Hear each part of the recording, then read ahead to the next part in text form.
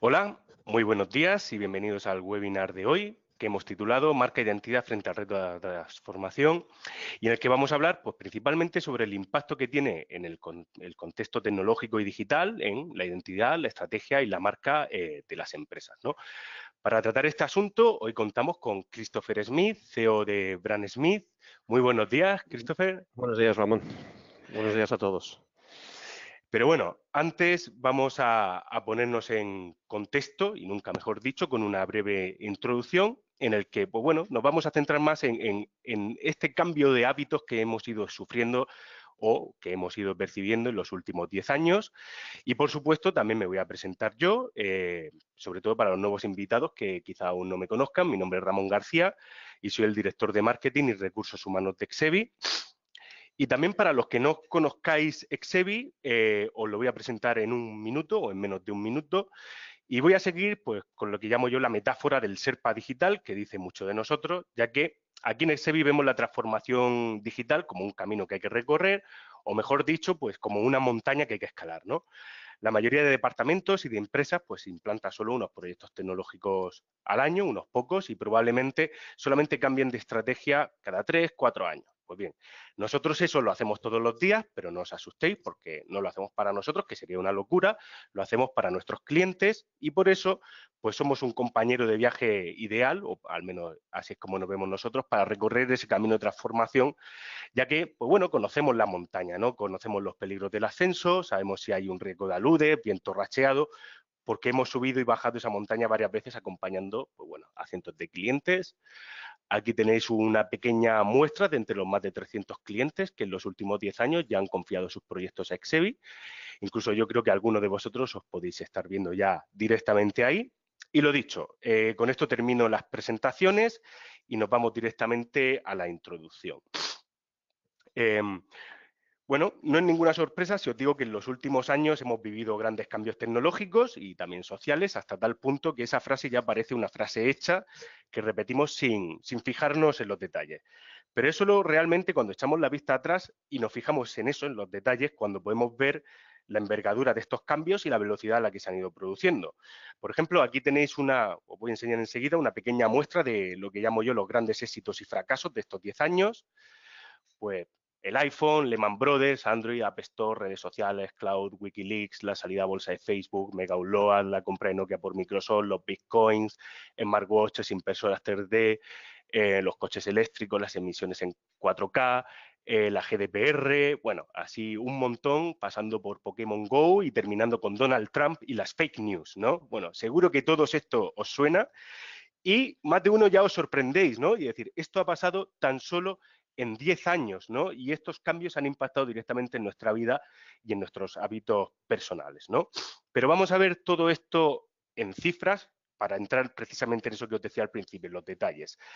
Y bueno, a algunos ya os sonará porque durante los últimos meses hemos estado compartiendo un paper, ¿no? En el que mostrábamos pues, precisamente este cambio de hábitos a través del informe de Navegantes en la Red que publica todos los años la Asociación para la Investigación de Medios de Comunicación, AIMC, es un extenso estudio que entra en detalle en cómo navegamos los españoles por Internet.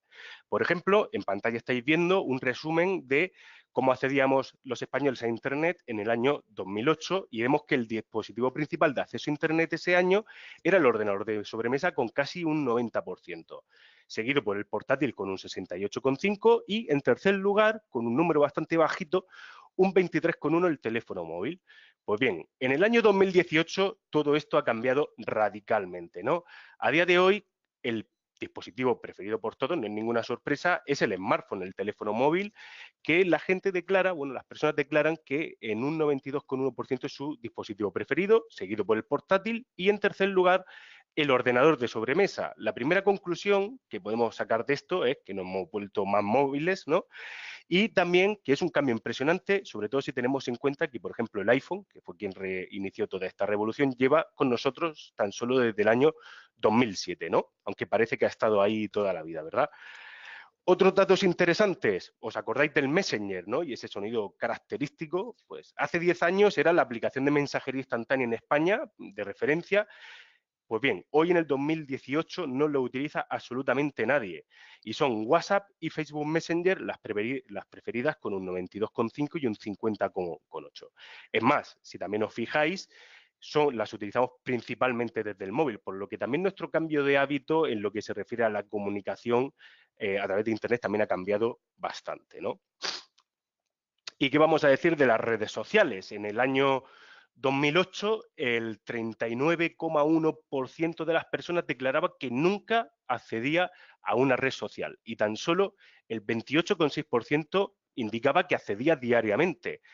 En el año 2018, ¿qué os voy a decir también, no? El 5,2% tan solo declara que nunca ha entrado o nunca entra en una red social y el 80%, más del 80%, declara que lo hace diariamente. Claro está que estos datos no son meras curiosidades, la tecnología ya no es cosa de 4 frikis, como se decía antes, realmente ha cambiado la sociedad y eso tiene su claro reflejo también en nuestros trabajos. Hay empresas nuevas, como decía al principio Uber e Airbnb, que crecen como la espuma para dar respuesta a estas nuevas necesidades, e incluso las empresas más grandes que al principio estaban un poco que no se enteraban muy bien por dónde tirar, ya se han puesto las pilas y también se están transformando. Y bueno, no solamente las grandes, también las medianas y otras tantas, ¿no? Y para ello, pues necesitamos una estrategia guiada por una metodología para hacerlo todo de forma ordenada. No voy a entrar muy en detalle, pero aquí os enseño lo que es el modelo de 3 ejes de Exevi, que tiene en cuenta pues precisamente eso, 3 ejes para guiarnos en todo lo que sería este proceso de transformación. Este modelo pues nace también de adaptar modelos exitosos como el del MIT a la realidad de España, porque como no, somos particulares un poco distintos, ¿no?, a como podría ser en Estados Unidos y tenemos una realidad distinta. Y viendo rápidamente esos 3 ejes, precisamente son la estrategia, donde incluimos, pues, por ejemplo, los modelos de negocio y la revisión de procesos, la tecnología, pero vista la tecnología como herramientas para el cambio, no como el fin en sí mismo, y, por supuesto, las personas, a las que hay que tener en cuenta para que finalmente todo esto tenga éxito. Y en el centro, pues como no, el negocio y, desde nuestro punto de vista, también la experiencia de cliente. El cliente también en el centro junto con el negocio. Bueno, lo dicho, esto nos daría para una presentación entera, así que os lo he presentado de forma muy sencilla y muy rápida. Y vamos avanzando hacia la temática de hoy, que era identidad y marca, y aquí os muestro la evolución de lo que llamamos la diferenciación, ¿no? Históricamente las empresas se centraban más en el qué, en el producto. La idea era simplemente vender, cuanto más mejor, sin mucho miramiento, éramos vendedores, ¿no? Ya en el año 2000 empezamos a hablar, o la mayoría de empresas ya empezaban a hablar del cuándo, y entra en juego diferenciarnos mediante los procesos y muchas empresas ahí pasaron de vender a ser prestadores de servicios. Hoy estamos más centrados en el cómo, es importantísima la percepción que se tiene de la marca y la huella que dejamos a través de las experiencias, por eso siempre intentamos que sean más buenas que malas, ¿no? Aunque siempre comento yo que una mala experiencia, si la logramos convertir en una buena, siempre deja un impacto mucho mayor, pero no por eso os digo que tengamos que hacer malas experiencias y luego buenas, ¿no? Pero poco a poco todo esto también va cambiando. Ya lo veníamos hablando, o nuestro invitado de hoy ya lo venía comentando prácticamente de hace 10 años, ¿no? Ese movimiento que existe hacia el propósito y el incorporar el porqué, nuestro propósito, como decíamos, y el rol que se pretende adoptar en este cambio sería precisamente el de catalizador del cambio. Y lo dicho, yo aquí ya termino y le doy paso a Christopher Smith, su presentación Marcas con propósito, inspirando a personas, negocios y sociedad. Así que, Chris, cuando quieras, te pasamos el control. Buenos días, muchas gracias, Ramón. Una aclaración, porque seguro que alguno se ha conectado pensando, viendo mi nombre, pensando que iba a escuchar a alguien hablar con un acento tipo Michael Robinson. Y sí, puedo hablar así si queréis, pero y sí, soy inglés. Lo que ocurre es que llevo ya más de casi 40 años viviendo en España, ¿no? Bien, ya empezamos retomando un poco por donde lo dejaba Ramón. Hay, de hecho, varias cuestiones que él ha introducido, de las que vamos a ir hablando. Hay un dato muy reciente que creo que no lo ha mencionado, que también ilustra esa velocidad del cambio que él introducía, ¿no? Que el mes pasado fue el 20º cumpleaños de Google, ¿no? Y claro, si pensamos en todo lo que ha introducido Google en los últimos 20 años, pues nos da una una imagen, una pista, ¿no?, sobre cómo estamos evolucionando y claro, el reto, que es un poco lo que quería abordar en esta presentación, el reto realmente es cómo mantener una serie, digamos, de valores o de conceptos asociados con la marca en un entorno pues tan inestable, ¿no? Para empezar, de todos modos, para darle un poco más de contexto a esta cuestión, hay que comprender, o entiendo yo que debemos de entender que aparentemente al menos estamos viviendo un cambio en un paradigma empresarial clave del siglo XX al siglo XXI, sustancialmente, en el que pasamos de un principio en el que las empresas crean valor para el accionista, a que cada vez más se habla de que las empresas deben crear valor para la sociedad, ¿no? Es decir, desarrollando lo que podríamos llamar una propuesta de valor socialmente responsable. Dentro, adelanto ya mismo, porque si no alguno a lo mejor se empieza a poner nervioso y se desconecta, que no estamos hablando de que las empresas deban perder dinero ni nada de eso. No estamos hablando de ONGs, sino que estamos hablando de que es perfectamente legítimo, lícito y correcto que las organizaciones se lucren, ganen dinero, tengan beneficios. Lo que estamos planteando es que esto es posible hacerlo a la vez que se entrega un valor social. Es verdad que hay que empezar a considerar que las empresas deban desarrollar un contrato social. Ahora veremos un poco por qué, entraremos un poco en los detalles de estos, pero que debe estar arraigado en el concepto de la prosperidad. Me gusta mucho la palabra prosperidad, más que riqueza o más que valor, porque prosperidad habla de un término mucho más genérico, mucho más amplio de crear bienestar, no solamente riqueza económica, como iremos viendo ahí, sino, como bien se apunta en la diapositiva, generando esa prosperidad de manera o con finalidades pues, sociales y medioambientales. Y efectivamente, todo el concepto de la sostenibilidad está en el fondo, o parte de ello está en el fondo de esto, ¿no? Hay este viejo paradigma, vamos a detenernos un segundito en este tema que más o menos introdujo Ramón en su último slide o penúltimo slide. Venimos de un paradigma en el que la máxima era crear valor y digamos que no importa cómo. Evidentemente, esto no vale para todas las empresas. Hay empresas, siempre ha habido empresas responsables, incluso me atrevería a decir que la mayoría de ellas son. Pero evidentemente en escuelas de negocio, por decirlo así, o en universidades, en grados sobre dirección empresarial, ADE, digamos que el acento se ponía más sobre esa creación de riqueza o de valor para la empresa y no tanto sobre cuestiones éticas o cuestiones morales que pudiera haber detrás.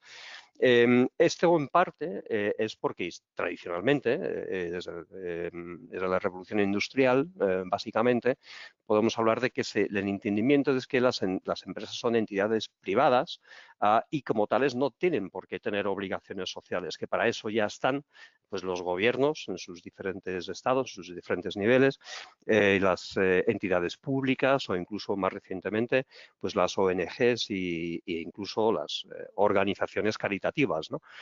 Y que la empresa estaba desvinculada completamente de ese mundo, si acaso más allá de la creación de empleo y pagando salarios y algunas ayudas más que pudiera haber, ¿no? Pero lo que es el concepto de contrato social, de obligación de apoyar a la sociedad como tal, pues no era una noción que existiera, ¿no? Y esto incluso lo podemos ver en la redacción de las declaraciones de la misión y visión, que claro, normalmente es misión, visión, es el trío, ¿no?, con valores, pero efectivamente si realmente miramos un poco hacia atrás, y hablaré más de este trío de misión, visión, sobre todo, un poco más adelante, pero si miramos hacia atrás en ese punto de diferenciación que ya nos introducía Ramón, podemos ver que la misión y la visión de la mayoría de las empresas realmente no recoge ningún punto de diferenciación, sino que establece pues, algún KPI, alguna visión, algún objetivo de crecimiento de algún tipo, de abordar nuevos mercados o nuevos productos o lo que sea. Pero si miramos hacia atrás a esas y repasamos misiones y visiones de empresas, pues no veremos mucho tampoco de esta cuestión social. Veremos más bien pues el objetivo de generar valor para el accionista en definitiva. Y claro, luego llegamos a los valores, ¿no? Todas las empresas se autoasignaban una serie de valores que normalmente eran comunes entre todas las empresas y realmente recogían un código de buenas prácticas para cualquier empresa. No había nada realmente único en las declaraciones de valores de las empresas, pues más allá de cosas como la excelencia, la honestidad y la ética que se le presupone a la empresa en cualquier caso. Como digo, volveremos sobre esta cuestión dentro de unos minutos.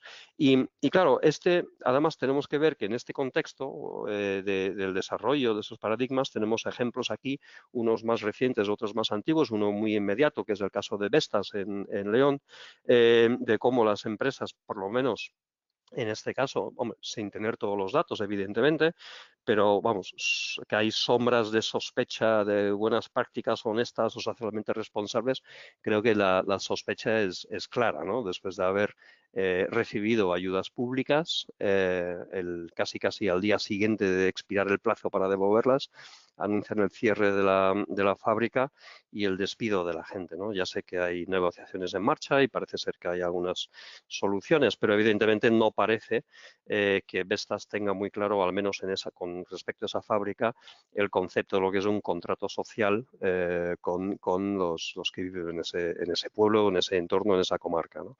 Tenemos también el caso de BP, ¿no? Que cuando en torno al año 2000, se rediseñó, hizo un rebranding de su marca y pasaron del clásico escudo verde con las letras en amarillo de BP a lo que es lo que tienen ahora mismo, que es una especie de cruce entre un sol y una flor, anunciando su apuesta por las renovables e incluso rebautizando sus propias siglas, que en vez de ser British Petroleum, anunciaban que pasaba a ser Beyond Petroleum, es decir, más allá del petróleo. Bueno, pues esto sobre el papel, pues el papel lo aguanta todo, pero claro, cuando empiezan a explotar refinerías en el Golfo de México, pues tenemos algún problema de credibilidad detrás de estas declaraciones, ¿no? Evidentemente el Lehman Brothers, que ya lo ha mencionado Ramón, y casos conocidos por todos, yo creo, de tema de trabajos infantil. Y claro, las empresas no viven en una burbuja, sino que viven o se desarrollan en un contexto que también es necesario observar cómo ha evolucionado del siglo XX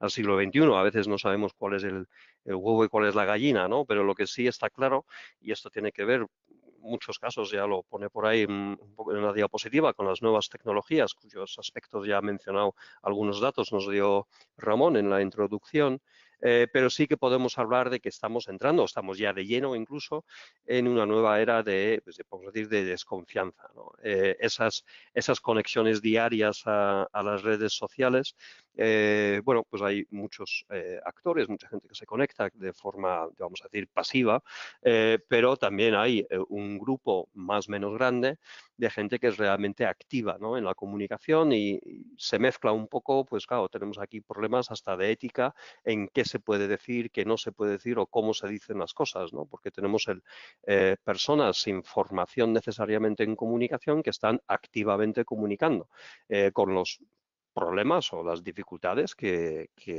bueno, más o menos todos conocemos, ¿no? No hay un código deontológico como el que puede tener un periodista que esté extendido para el uso de las redes sociales, por ejemplo, ¿no? Claro, la velocidad del cambio que ya se ha mencionado, ¿no?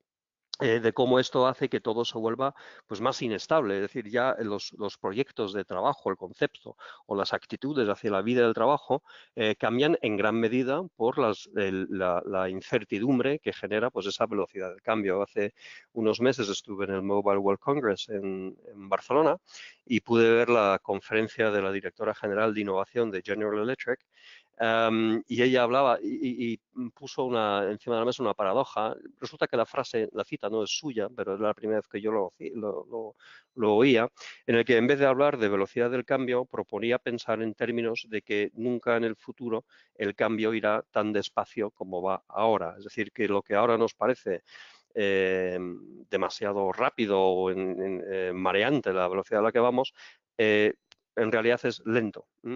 Si miramos hacia atrás, esos 10 años que hablaba Ramón, pues claro, en aquel momento nos parecía que íbamos a la velocidad de la luz y ahora nos da la risa, ¿no? Claro, nos llega la fibra óptica con 300 megas y demás y nos parece que eso no es suficiente. Bueno, pues cuando tengamos el 5G instalado, no os preocupéis, que cuando ya vayamos a 2,7 gigas por segundo, pues ya tendremos otro concepto de qué es la velocidad y qué es la lentitud, ¿no? La conciencia de la sostenibilidad que hablaba antes se está ampliando mucho y genera a su vez también desconfianza. La idea de la sostenibilidad, digamos, medioambiental del planeta. En realidad el problema no es el planeta, eso es un error que está muy extendido, o no es un error, es una mala concepción que está muy extendida de que lo que está en peligro es el planeta. El planeta va a seguir aquí dentro de 4.000 millones de años sin ningún problema, hagamos lo que hagamos. El planeta no tiene ningún problema. Los que tenemos el problema somos nosotros, porque lo que estamos cambiando con el cambio climático no es lo que estamos afectando, no es la existencia planetaria, sino la existencia de las condiciones de vida para que nosotros podamos sobrevivir. Y esto tiene su ramificación, como introducía antes, no solamente en aspectos medioambientales, sino también en económicas y sociales. Es decir, si lo que queremos es evitar o mitigar, digamos, cuestiones de deforestación, no es simplemente una cuestión de no se corten árboles, que eso no es correcto. Lo que hay que hacer es gestionar la tala y la corta de esos árboles de forma responsable y sostenible, procurando al mismo tiempo trabajo y recursos económicos para aquellos propietarios forestales y trabajadores en las zonas rurales que lo hagan, para que lo sigan haciendo de forma responsable, ¿no?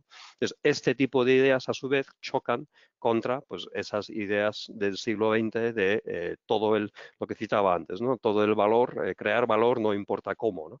Y luego dentro de esto, pues evidentemente, fracasos sociopolíticos evidentes. Bueno, alguno pensará que son fracasos, otros no tanto, evidentemente, pero ya se ha mencionado a Donald Trump, o tenemos aquí en Brasil recientemente pues tendencias bueno, dudosas.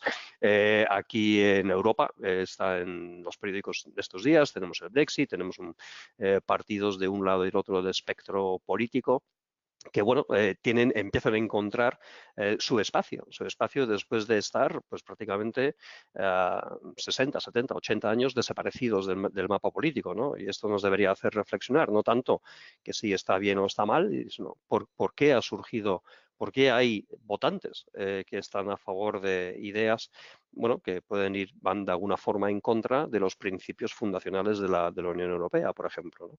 Pero bueno, yo evidentemente esto no es un webinar sobre política ni nada de eso, sino sobre marcas e identidad, pero evidentemente las marcas, como decía, no viven en una burbuja, sino que viven en un contexto y tenemos que entender que el contexto en el que estamos es este contexto de desconfianza. Podemos pensar, efectivamente, como decía antes, que seguir pensando, bueno, pues todas estas cuestiones, ¿qué tienen que ver con mi empresa? Si yo lo que quiero hacer es vender más productos o vender más servicios o que la gente pues quiera adquirir los nuevos lanzamientos bajo mi marca, pero tenemos que entender que siendo cuestiones fundamentalmente sociopolíticas, obviamente, estas tendencias realmente sí empiezan a afectar al mundo corporativo, ¿no?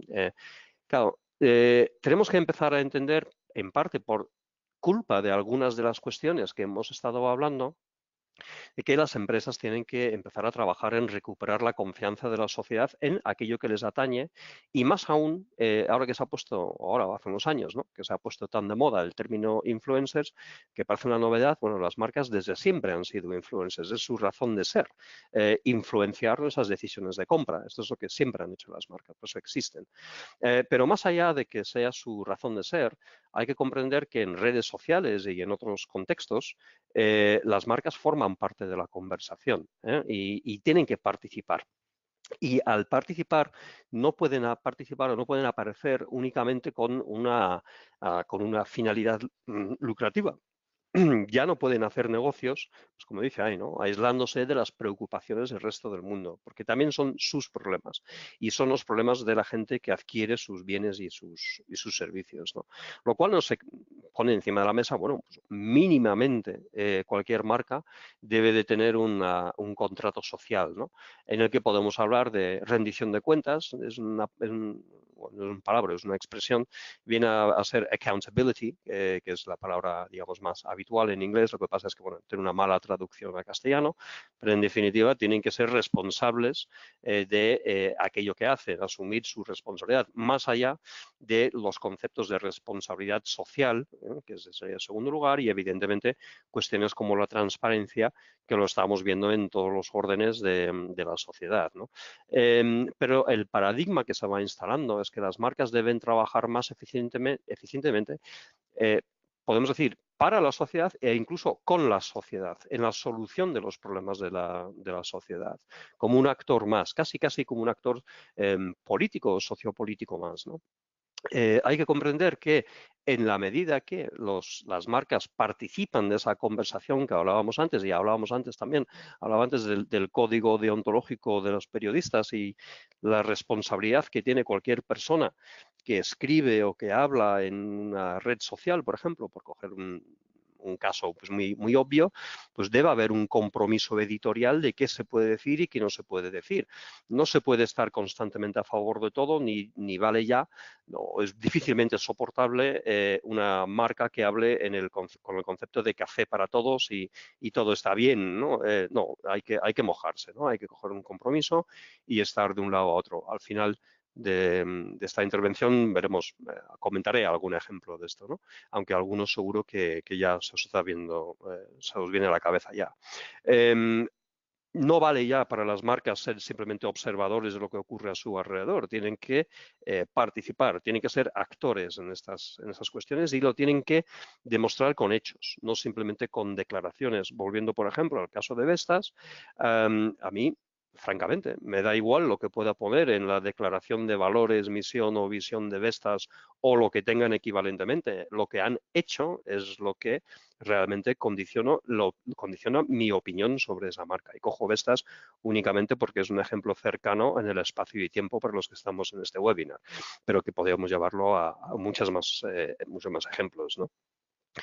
Y si partimos de la base de que efectivamente las marcas sí son influencers y sí tienen una influencia, y digo yo que habrá que admitir eso, porque cuando decidimos comprar unas zapatillas de una determinada marca, pues es que nos ha influenciado de una forma que esas zapatillas de esa marca son mejores que las zapatillas de otra marca, más allá de que podemos tener algún dato empírico que por experiencia propia, por ejemplo, que sepamos que esa marca suele producir productos de calidad, ¿no?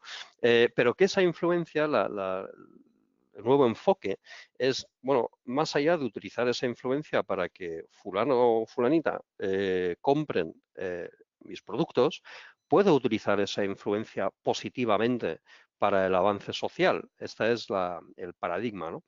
Y eso es lo que nos lleva realmente al concepto del propósito, más allá de los beneficios. Fijaros que digo, no pone propósito en vez de beneficios, sí pone propósito más allá de los beneficios. Como introducía al principio, no estamos hablando de que las empresas donen sus beneficios ni que dejen de tener beneficios, sino que más allá de ganar dinero, que es legítimo y correcto que las empresas deban hacer eso, ¿qué más pueden hacer por la sociedad? ¿Qué más pueden hacer por la prosperidad sostenible? No simplemente una cuestión que no se enfoquen los negocios simplemente en una cuestión de riqueza. ¿Qué es el propósito? ¿Cómo podemos hablarlo o entenderlo? Una primera introducción o una primera aproximación en tres aspectos, ¿no? En cuanto al negocio, bueno, un propósito que viene a ser una declaración a largo plazo de los porqués y los para qué de la empresa, es decir, por qué existimos. Sí, ya sé que existimos para ganar dinero, pero más allá de eso, realmente para qué sirven, por qué estoy contribuyendo, de qué manera mi empresa está contribuyendo al avance de la sociedad, ¿no? Entonces nos ofrece un contexto, que además nos da pistas sobre la toma de decisiones. Es decir, y siento utilizar de nuevo el ejemplo, pues que es muy sencillo, si Vestas tuviera realmente un propósito bien marcado de bien social, pues la decisión de cerrar la planta en León pues probablemente no se habría tomado o se habría enfocado al menos probablemente de otra forma. ¿Por qué? Porque tienes un contexto de responsabilidad social y no estoy hablando solamente de responsabilidad social empresarial o corporativa, sino en términos amplios de responsabilidad de ayudar, como decía antes, a la sociedad a avanzar, ¿no? También al mismo tiempo da orientación al crecimiento de la estrategia. Hay planes de crecimiento, bueno, infinitos para cualquier empresa, potencialmente, ¿no? Claro, lo interesante es cuál es el crecimiento y cuál es la estrategia de crecimiento que yo deba de seguir. Pues si yo tengo bien marcado un propósito, un porqué, un para qué de mi negocio, pues podré identificar más fácilmente cuál es la estrategia, por decirlo así, correcta, ¿no? Eso en cuanto, una pequeña introducción en cuanto a las ventajas o el impacto, ¿no? de decidir tener un propósito para un negocio, para una empresa, pero también para las personas que trabajan en las empresas, ¿no? Es decir, la empresa ya sabemos con las nuevas generaciones, que algo hemos hablado antes también, por lo menos los datos a grosso modo nos hablan de que la motivación económica, siendo importante para ellos, ya no es claramente la única, sino que lo que buscan también proyectos que den sentido, un cierto sentido trascendental, por decirlo así, a su vida, ¿no? Y en este sentido, pues el dotarse, el poder participar en un proyecto en el que más allá de satisfacer determinadas necesidades económicas les ofrece la oportunidad de participar en un proyecto de avance social, pues es algo pues retador y motivador para las personas, ¿no? El propósito, evidentemente, fija una brújula moral que crea empatía en los empleados, esto mismo que estaba diciendo, ¿no? Pero también marca en actitudes y comportamientos siempre y cuando esté correctamente comunicado, lógicamente, a través de la comunicación interna y se lidera, como hemos dicho antes, también internamente con el ejemplo y no solamente mediante declaraciones, pues genera, pues, evidentemente, pues, liderazgos y motivaciones entre los empleados y informa de alguna manera lo que es la forma de pensar empresarial, ¿no? La cultura organizativa. Es decir, si uno trabaja en una empresa en la que hay un faro, una estrella, un objetivo de, vamos a decirlo así, de hacer el bien social, pues evidentemente eso tiene que tener un efecto capilar que informa a todos los empleados, ¿no? En cuanto a la sociedad, evidentemente, bueno, hay que entender que cuando hablamos de propósito, de este tipo de conceptos y de la prosperidad sostenible, no estamos hablando simplemente de ideas ya, vamos a decir, un poco superadas, que no por superadas son malas, como puede ser la responsabilidad social corporativa o empresarial o incluso la caridad. Es decir, hay mucha gente que dice, no, es que con esto entonces estás diciendo que no, que financiar escuelas en la India está mal. Digo, no, no, está estupendo. Si lo único que puedes hacer es eso, pues hágase. Es decir, está bien que se hagan esas cosas. Lo que estamos diciendo es que el intento es introducir ese elemento de bien común dentro del ADN de la empresa. Eso es donde estamos diciendo de ir un poco más allá e introducirlo en el propio modelo de negocio. Es decir, que no sea una cosa externa en el que cumplimos con unos requisitos de bondad o de exigencia de comportamiento de ser un buen ciudadano, sino realmente introducirlo pensando en nuestra cadena de suministro, de dónde viene, si viene de todo aquello que necesitamos contratar o comprar, proviene de fuentes pues sostenibles y que también compartan esos conceptos de responsabilidad, por ejemplo, ¿no? O incluso a través de canal de ventas, pues todos los canales de ventas valen igual, pues a lo mejor no. Hay cuestiones, hay que podemos en las empresas pueden entrar en muchas contradicciones y la cuestión fundamental es esa, ¿no? Que de cara a la sociedad, que realmente la sociedad perciba que la marca está con la sociedad y no simplemente acompañando a la sociedad, sino que está con la sociedad luchando por sus mismas aspiraciones colectivas, sus mismas ideas y para cumplir con ese bien común que estábamos hablando antes, ¿no? También en ese sentido, claro, las empresas, sobre todo las multinacionales, acumulan un potencial para poder hacer cosas tremendo. Es decir, la cantidad de beneficios que pueden ganar, la propia dimensión, el alcance que tiene, la cantidad de personas a las que llega a nivel global algunas organizaciones, les pone realmente en el primer lugar como catalizadores de ese cambio positivo. Es decir, un gobierno de un país o incluso una región, su capacidad de influencia en sociedades más allá de sus fronteras geográficas es muy limitada. Sin embargo, para multinacionales, influir en todos los países o prácticamente todos los países, desde luego en todos los continentes, es igual, porque no entiende de fronteras precisamente. Entonces, claro, aquí tanto el impacto como la responsabilidad de esa empresa es mayor y también el potencial de poder provocar esos cambios positivos, pues mejorando las condiciones, por ejemplo, de sus proveedores en la cadena de suministro, en países del tercer mundo, por ejemplo, y siendo vehículos, siendo agentes, ¿no?, de ese cambio y comunicadores de esas ideas para toda la sociedad, como hablábamos antes, en su papel de influencers, ¿no?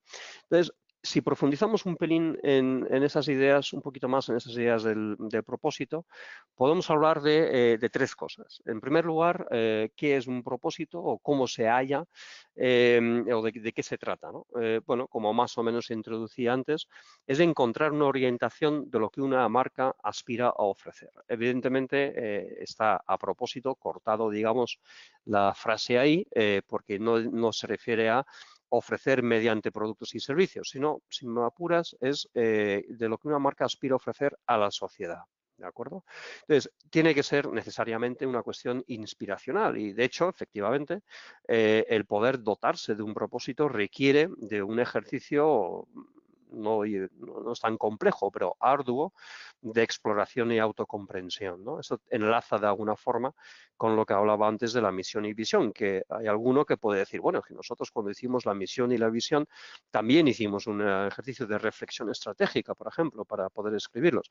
Yo, sí, pero luego, en muchos casos, visto los resultados, a lo mejor no estaba correctamente orientada la reflexión, que esto es otra cuestión diferente, obviamente, ¿no?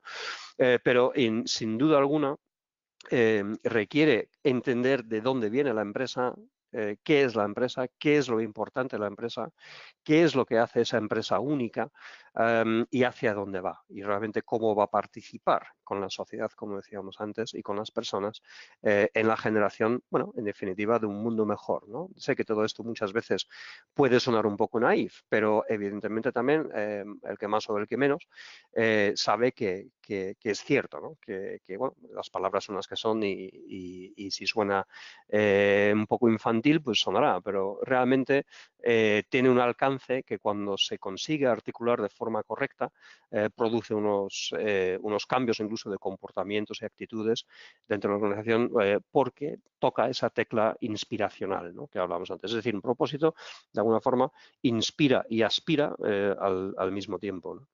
Tiene que ser evidentemente compartible con toda la empresa, con toda la organización, demostrable. Hemos hablado ya varias veces del tema, he hablado varias veces del tema de los hechos y no solamente las palabras, y debe ser realmente comprensible. Es decir, muchas veces nos encontramos con declaraciones que, bueno, pues pudiendo ser majas o correctas, pues realmente no hay quien las entienda o son lugares comunes, ¿no? Entonces, realmente que sea comprensible, pues pareciendo una obviedad, es de lo más importante, ¿no? Evidentemente estamos hablando de principios y valores, bueno, que sí, que tienen que acomodar lo racional, no estamos diciendo que haya que negarlo, pero también debe abrazar elementos emocionales y, como hablaba hace unos minutos, también el propósito, en tanto que es inspirador y marca esas aspiraciones, pues de alguna forma informa la cultura y la identidad de la empresa, ¿no? Una vez que se tenga un propósito, como decíamos, pues hay que conseguir que ese propósito, pues por decirlo así, se ponga en marcha, ¿no? Salirnos de los límites de la página y que entre el propósito realmente en la sala de juntas, ¿no?, en el comité de dirección. Hay que poner el foco en los cambios que no tienen que ser necesariamente transformadores, o sí, pero evidentemente, normalmente cuando una organización decide enfocarse en su propósito, hay algunos cambios, algunos los hemos anticipado ya, que hay que empezar a abordar, ¿no? Y lo importante del propósito y eso tiene mucho que ver con el liderazgo, es que una vez que tengamos el propósito hay que enfocarse en él, ¿no? La misión y la visión, volviendo otra vez sobre esta cuestión, yo lo que propongo, y esto más o menos creo que se va entendiendo, es que el propósito tiene una finalidad, por decirlo así, atemporal. David Packard, de hecho, ya en los años 60 hablaba del concepto del propósito y hablaba del propósito como una especie de estrella en el horizonte que nunca alcanzamos, ¿no? Es decir, el propósito, de alguna forma, por definición, no debería incluir ningún KPI, sino que lo que tiene que incluir es una ambición, ¿no? Pero no de conseguir, sino de hacer ese bien que hablábamos antes, ¿no? Claro, ¿eso significa que quedan desplazados la misión y visión? Pues no. No, la misión y visión tienen una utilidad tremenda, pero entendido para ciclos estratégicos a corto plazo. Es decir, la dificultad de una visión actualmente, que se habla de que si la visión es atemporal, es que ver esa temporalidad en un escenario de negocio, como un escenario, digamos, comercial o estratégico, es muy complejo por todas las velocidades que hemos hablado antes y toda la incertidumbre que hay. Pero en un contexto de 3, 4, 5 años sí puedo definir una misión y una visión y luego adecuarlo. Lo que me va a dar cobertura a la sucesión de diferentes ciclos y, por tanto, diferentes misiones y visiones es el propósito y la agenda del propósito. Es decir, para conseguir ir cumpliendo con ese propósito a lo largo de los años, qué tipo de actitudes, comportamientos y decisiones debemos de ir tomando. Es evidentemente la base para el éxito sostenible del negocio a largo plazo y es interesante insistir en que cuando nos enfocamos en un propósito, realmente, y esto es duro de aceptar a veces, pero realmente encierran historias de sacrificio para cumplir con algunas cosas, es decir, a los que nos hemos comprometido, porque en definitiva el propósito es un compromiso, exige a veces renunciar a otra serie de cosas, ¿no? Es decir, ¿cuál es el compromiso? Porque el compromiso es para con la marca, que es el vehículo por el cual demostramos nuestro propósito. Y hay que preguntar siempre si la marca está a la altura del propósito y no al revés. Es decir, la marca de alguna forma comunica a la sociedad y también dentro de la organización cuáles son los compromisos que estamos dispuestos a llevar a cabo. Pero si luego, ante una decisión de índole, por ejemplo, económica, traicionamos ese compromiso, pues entonces, evidentemente, no estamos trabajando a favor de propósito. Yo siempre digo, además, que las marcas, que todo el mundo asocia las marcas a marketing, comunicación, y es lógico, y así no voy a discutirlo, evidentemente, pero yo digo que lo que hace una marca de éxito realmente no es tanto una campaña de marketing o de comunicación, sino unos recursos humanos sobresalientes, ¿no? O sea, las personas, si quieres tener una gran marca, asegúrate de tener un excelente departamento de recursos humanos, porque son, en definitiva, las organizaciones son organizaciones de personas. Y lo que no es replicable de una organización a otra, lo que la hace realmente diferente en la realidad, en los hechos, son las personas que tiene en su plantilla, que es por definición, hasta que desarrollamos un poco más teorías de la clonación al menos, de momento es donde encontramos las diferencias entre una organización y otra, ¿no?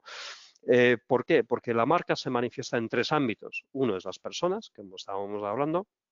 Otro es en los productos, cómo son esos productos y qué nivel de innovación representa para el gran público esa marca. Y, por supuesto, por último, la presentación, todo lo que puede ser marketing, comunicación y demás, ¿no? Como decía, introducía hace un par de minutos el concepto de liderazgo.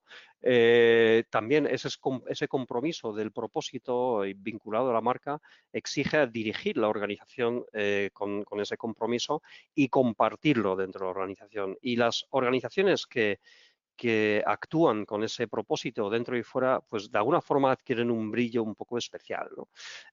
No es ya la empresa simplemente la que uno va a trabajar y produce productos en una cadena de producción o un bote de montaje, sino que realmente está haciendo algo más. Y eso, lo cierto es que genera unos muy altos niveles de orgullo de pertenencia que al final se trasladan también al público, ¿no? y que la organización piense también en términos de cambios significativos, es decir, no pensar tanto en producto y beneficio, insisto, no significa que haya que olvidarlo, pero no pensar tanto en términos de producto y beneficio, sino impacto. ¿Cómo podemos impactar a la sociedad? ¿Qué impacto podemos producir? ¿Qué impactos positivos podemos introducir?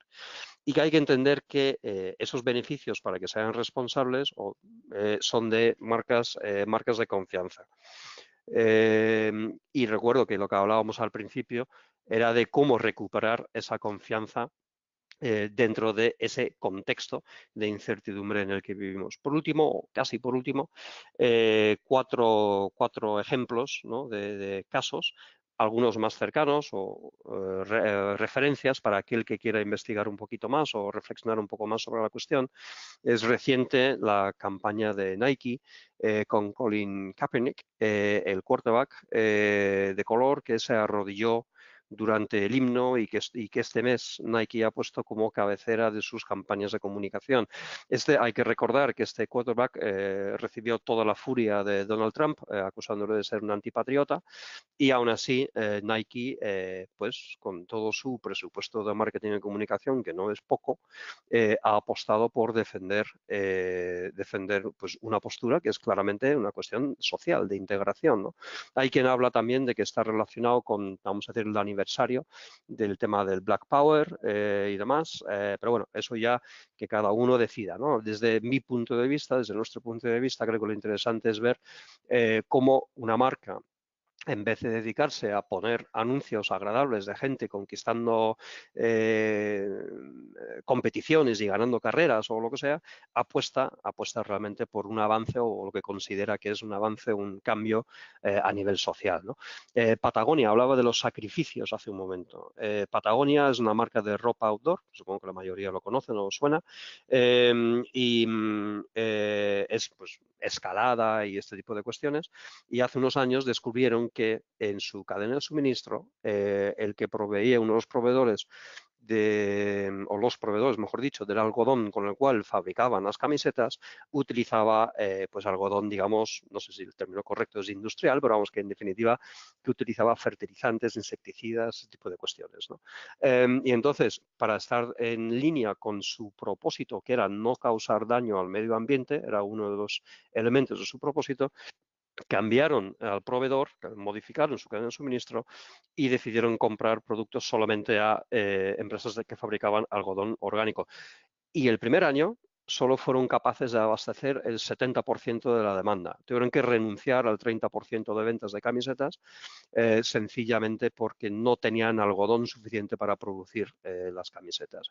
Y aún así tiraron para adelante. No dijeron, vale, pues el 70% que sea orgánico y el 30% restante seguimos haciéndolo con... No, dijeron, no, si no, o todo o nada. Entonces, un ejemplo de sacrificio, ¿no? B Corp es una organización que tiene su origen en Estados Unidos, ya está implantado aquí en España, aunque todavía es muy embrionario, que certifica las buenas prácticas sociales de las empresas, y en vez de hablar de su eslogan, por decirlo así, en vez de decir ayudar a las empresas a ser los mejores del mundo, hablan de ser los mejores para el mundo, ¿no? Resume en un buen eslogan un poco todo lo que hemos estado hablando, ¿no? Y luego en el Reino Unido tenemos otra organización, otra declaración, que es el Blueprint for Better Business, que se basa en los 5 principios que cito ahí, ¿no? 5 principios es una especie de hoja de ruta para aquellos que quieren hacer negocios de forma honesta y correcta, ¿no? Pues, el tema del futuro, de las guardianes para generaciones futuras, rendimiento sostenible, empleo, ser buenos ciudadanos y honestidad y equidad. Entonces, para cerrar, 5 claves últimos. La idea de que el propósito da un brillo especial a las organizaciones, creo que esto es, o para las marcas incluso, ¿no? Creo que eso es interesante, que el público, el gran público, los ve este tipo de organizaciones de una forma un poco especial porque destacan, precisamente, digamos que desgraciadamente, ojalá llegue el día que no destaquen porque todas las empresas vayan por este camino, pero de momento podemos decir que como es ciertamente algo novedoso, pues les hacen brillar, ¿no? Utilizar su influencia a favor de las personas y la sociedad y pensar en términos no de tanto de riqueza como de prosperidad, ¿no? O sea, prosperidad que hablábamos, que tiene su vertiente económica, evidentemente, pero también social y medioambiental, ¿no? Pensar en provocar cambios significativos en el mundo, no simplemente, pues eso, el vender los productos o los servicios y poner el foco en el impacto. ¿Cómo puedo impactar y cómo puedo conseguir realmente que esos cambios significativos realmente ocurran? Y con esto, yo por lo menos por mi turno, ya he acabado. Muchas gracias. Estupendo. Muchísimas gracias, Chris. La verdad es que, como siempre, súper interesante este tema y conforme ibas hablando, pues me empiezan a venir a la cabeza un montón de cosas que están pasando alrededor nuestro, ¿no? Desde el tema del plástico, cómo los jóvenes están muchísimo más involucrados en todo lo que es el futuro que los más mayores, ¿no? Bueno, muy interesante. Yo creo que al final todo esto también se puede poner en práctica. Y bueno, nos queda un último punto en nuestra agenda, ¿no? Que también lo ha mencionado Christopher, ¿no? Todo el tema de la comunicación interna, que es muy importante en la gestión del cambio, y también os lo comentábamos en nuestro modelo de transformación, ¿no? Que contemplamos un eje muy importante que es el de las personas. No es fácil, por no decir imposible, que un proceso de cambio se realice con éxito sin implicar a toda esta gente que compone la empresa, ¿no? O la empresa, o un departamento, o incluso un proyecto en concreto, ¿no? Y para conseguir esa implicación, la comunicación es la herramienta más potente de la que disponemos. Por eso vamos a dedicar unos minutos a conocer Dialenga, que es una plataforma de comunicación que hace uso del móvil precisamente para eso, para hacer llegar de una forma eficiente nuestro mensaje. Aquí podéis ver en pantalla el modelo de la Asociación para el Desarrollo de la Experiencia de Cliente, la asociación DEC. Si en vuestra empresa ya estáis implantando un modelo de este tipo, seguro que lo habéis conocido ya, pero para los que no os lo explico, este modelo cuenta con las 5 I's, ¿no? De la onda del cliente, que comienza con identidad única, impulso organizativo, implicación de las personas, interacciones, interpretación y acción. No voy a entrar a explicarlo, pero sí que podéis ver claramente que en este proceso todo lo que es la comunicación y la formación de las personas que componen a la empresa es clave, ya que una buena experiencia de cliente tiene su base también en una buena experiencia de empleado y en la implicación de las personas. Ya lo comentaba también Christopher a lo largo de su presentación, que es muy importante todo el tema del marketing y de las ventas, pero si no, tu empresa no está formada por un equipo humano, por unas personas grandes, ¿no? Va a ser muy difícil también que te diferencies y que llegues también todo lo lejos que podrías ir en el ámbito de la experiencia de cliente. Pues bien, Dialenga en gran medida ha ido incorporando todos estos conceptos y este año también fue presentada en la asociación y aprobada como CX Tool en ese aspecto, ¿no? Principalmente en la parte de impulso organizativo y en el de la implicación de las personas en el ámbito de la comunicación y de la formación.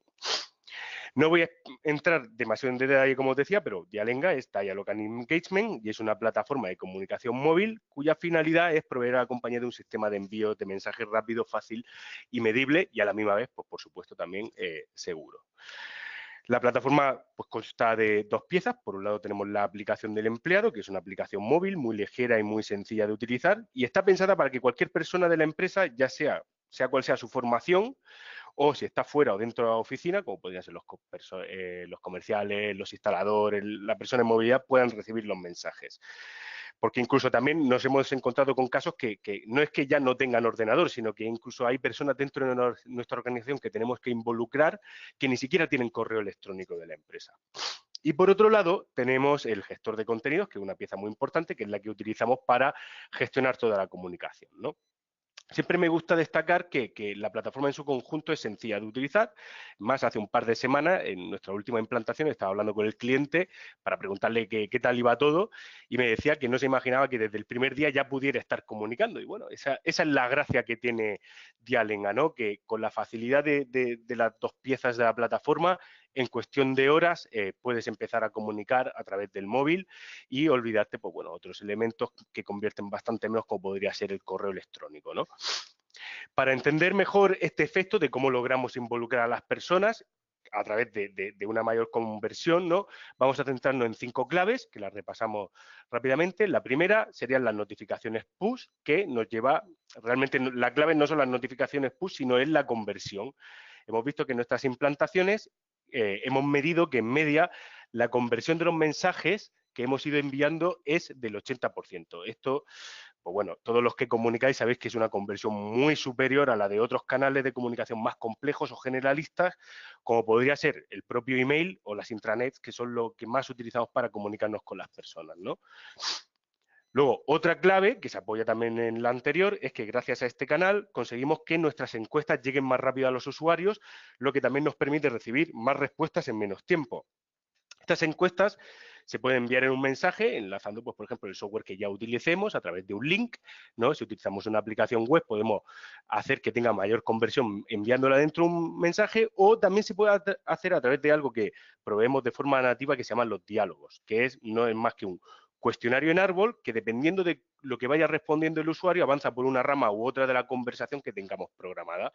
Esto reduce drásticamente la complejidad para el usuario de una encuesta, lo que también mejora la experiencia a la hora de responder el propio cuestionario, lo que a su vez también nos ayuda a conseguir más respuestas y una conversión mucho más rápida de todos estos diálogos, ¿no? Por así decirlo, estas encuestas. Luego también la parte de las reacciones es otra de las claves, ya que permitimos que en todo el contenido el usuario reaccione indicando si nos gusta más o menos. ¿Esto qué nos permite? Pues analizar el número de interacciones y la valoración para comprender qué contenido gusta, cuál no, y así ir mejorando de forma iterativa nuestro plan de comunicación para adaptarnos también a los gustos y necesidades de los empleados o los usuarios de la aplicación. También tenemos el cuarto punto sería la captura de experiencias. En todas las empresas hay experiencias positivas y negativas. Lo que pasa es que la mayoría de veces nos las perdemos porque no sabemos capturar la voz del empleado o no tenemos el canal adecuado, ya que cuando esto se produce, o le damos una herramienta para que el empleado reporte inmediatamente lo que le está pasando, o esa experiencia se pierde, ¿no? Por eso nosotros tenemos esta opción, ofrecemos esta opción a través de Dialenga de capturar experiencias para que todo eso no se pierda y llegue en el mismo momento. También os digo, las primeras veces que se utiliza la herramienta, la gente no entiende muy bien esta funcionalidad y se dedica a reportar incidencias. Esto está roto, esto está para arriba. Por eso también es muy importante que dentro de nuestro plan de comunicación también incorporemos el elemento de la gamificación, que es el que va a ir llevando a la gente a entender qué es lo que quiere la empresa que les digamos, cuáles son los tipos de experiencia o qué es lo que realmente es una experiencia tanto positiva como negativa. En el momento que conseguimos eso, la información que nos proveen los propios empleados sobre los clientes, como el estado de las instalaciones, su trabajo diario, es una información que nos ayuda realmente a mejorar tanto la experiencia de cliente como la de empleado. Y por último, también el content market, porque muchas veces a nosotros nos toca comunicar sobre cosas de las que no tenemos ni idea, ¿vale? Es imposible que sepamos de todo y por eso muchas veces tenemos que hacer uso de expertos, ¿no? Bueno, pues hoy contábamos también con Christopher, ¿no? Que nos contaba sobre un tema que es bastante interesante. Pues muy bien, de una forma nativa vamos incorporando poco a poco también los contenidos de expertos en equipos, talento, habilidades, estrategia y mucho más, para que podáis incorporarlo fácilmente a vuestra comunicación y podéis comunicar también de todos estos temas cuando se os requiera, ¿no? Bueno, como he dicho, no me voy a alargar mucho más, simplemente un resumen rápido, las notificaciones push para conseguir una conversión superior al 80%, encuestas y diálogos para conseguir más respuestas a tus encuestas en menos tiempo, reacciones para mejorar nuestro plan de comunicación, capturar la voz del empleado a través de la captura de experiencias y el content market para mejorar nuestro plan de comunicación. Y con esto yo ya termino diciendo que, bueno, Dialenga, Dialogue Engagement, también se despliega muy rápido, o sea, en cuestión de horas, si no hace falta realizar ninguna integración, estamos funcionando, es de coste muy acotado, o sea, menos de €1 por usuario y en pago por uso, por lo que tampoco el coste es para nada un hecho importante aquí, sino que sale bastante barato, y el branding personalizado para personalizarlo con la marca de vuestra empresa. Ya está, con esto ya terminamos. Muchísimas gracias a todos y podéis estar al tanto de los siguientes eventos, tanto en redes sociales como en nuestra página web en www.exebi.com. Un saludo y que paséis un buen día.